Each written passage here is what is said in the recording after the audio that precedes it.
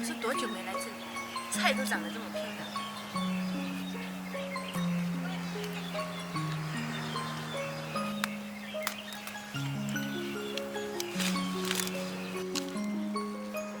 木桥。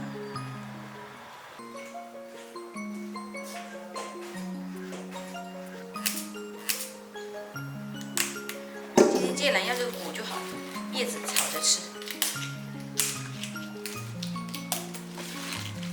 芥蓝骨用刀稍微削一下，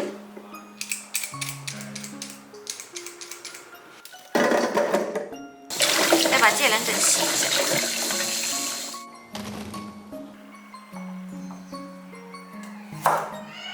先把芥蓝骨切成小粒，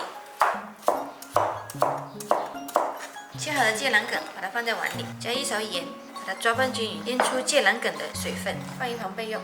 再来切一点蒜末和辣椒圈。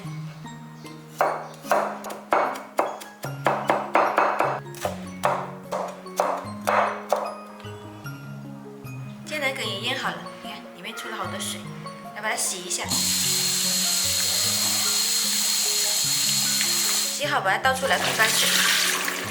芥蓝梗把它倒碗里，来加一些调料，辣椒和蒜末，再来一点白芝麻，少许的白糖，再来点鸡精，生抽2勺，醋，再来一勺辣椒粉，香油。哇，好香！把它搅拌均匀，腌制1个小时。如果着急吃，半个小时也可以，非常的开胃。这个